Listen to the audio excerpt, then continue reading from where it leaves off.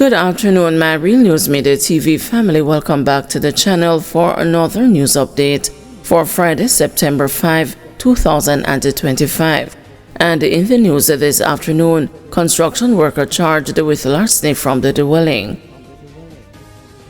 A 35-year-old construction worker from Burnt District, Kenneth Clarendon, has been charged with larceny from a dwelling following an incident in Hopewell, Hanover, between March 4 and July 5.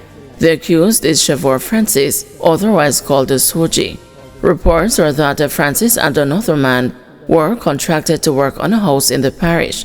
On July 17, the overseas-based homeowner returned to the property and discovered that the work paid for had not been completed. Additionally, a DJI drone was found to be missing. A report was made and an investigation launched, which led to the recovery of the drone at a pawn shop in St. James. Francis was later arrested and subsequently charged based on statements recorded which implicated him, according to the police. His court date is being finalized.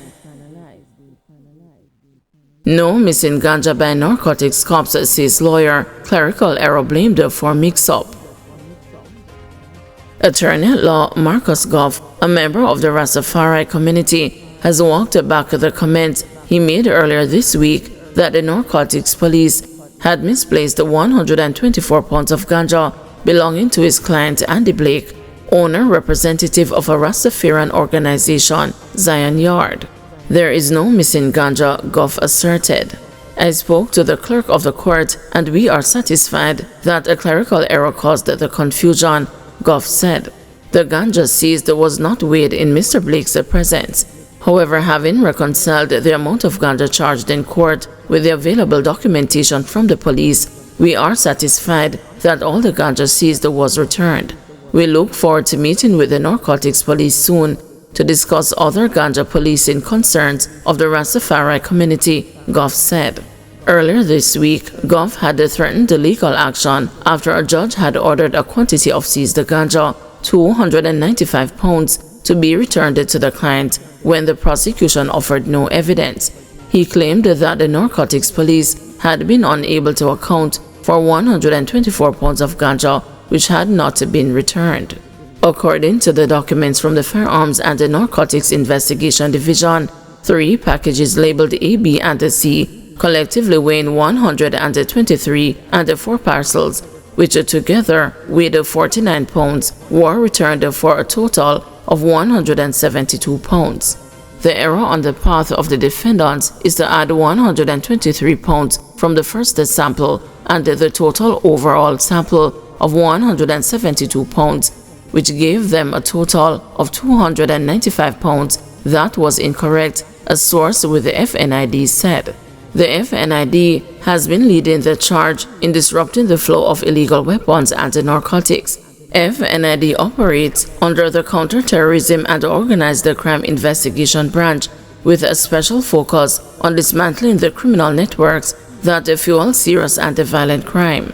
The FNID has been doing an exemplary job in disrupting criminal activity, ranking up major seizures over the last year, confiscating 26,241.2 kilograms of ganja since 2025, 57,852 pounds, and an impressive total of 21,014.33 kilograms, 46,329 pounds for 2024.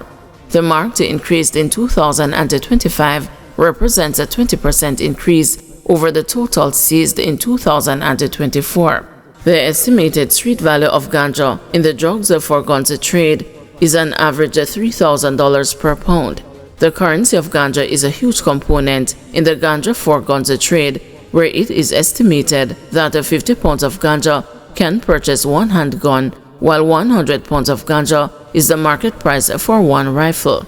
Police theorize that ganja is being used as currency for drugs, and therefore the cultivation and the possession of ganja remains a serious public safety issue. The FNID has also seized 821.4 kilograms of cocaine, 1,811 pounds, valued at 410 million, $700,000, $500,000 per kilogram, as well as 419 firearms of the total 864 seized by the Jamaica Constabulary Force, accounting for 49% of these efforts. Another delay in cop hit-and-run case. The committal hearing for Dylan Reed, the accused in the hit-and-run death of Constable Linroy Codner, has been pushed back yet again. Reed, a 25-year-old resident of Black Shop District in St. James, was charged on February 28 following a ruling from the Office of the Director of Public Prosecutions, otherwise known as the CJ or Bulby. He faces the charge of causing death by dangerous driving and is being represented by attorney-at-law Chuma Paris. The matter had been set for a committal hearing on Wednesday. However, proceedings did not go ahead. The court was given no explanation for the delay. Judge Natisha Fairclough Hilton has now fixed the September 15 as the new hearing date. She extended Reed's bail. The case stems from a deadly encounter on Granville Main Road in St. James on October 4, 2024. Police reported that Constable Codner, while on duty conducting a roadblock, signaled a white Toyota Probox to stop. Instead, the vehicle slowed momentarily before suddenly accelerating, slamming into Codner and hurling him over a cliff estimated between 50 and 70 feet deep. Codner was rushed to hospital with multiple brain injuries and fought for his life for more than 2 weeks. He succumbed to his injuries on October 20. Investigators say Reed fled the crash scene, abandoning the Probox in his neighborhood. A manhunt was launched immediately. The following day, Reed, accompanied by his attorney, surrendered to the police. Dog bite case set for trial. Hyacinth Thompson is preparing to face a trial following allegations that her dog bit another woman.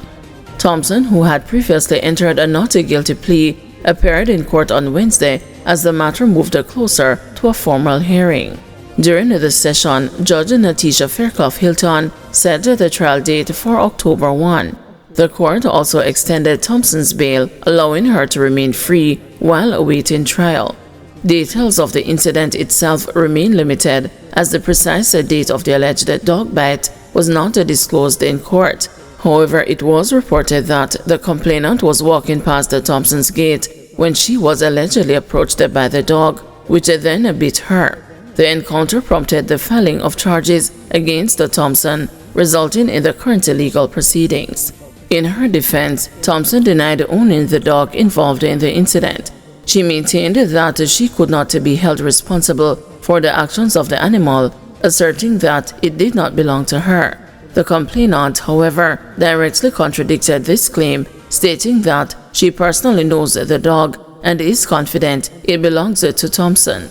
This conflicting testimony highlights a central point that will need to be addressed during the upcoming trial. The trial is expected to examine all evidence and the testimony related to the incident, including the ownership of the dog and the circumstances surrounding the alleged bite. Until that time, Thompson remains on extended bail. Guys, thank you for watching. See you this evening at 6 p.m. for another news update.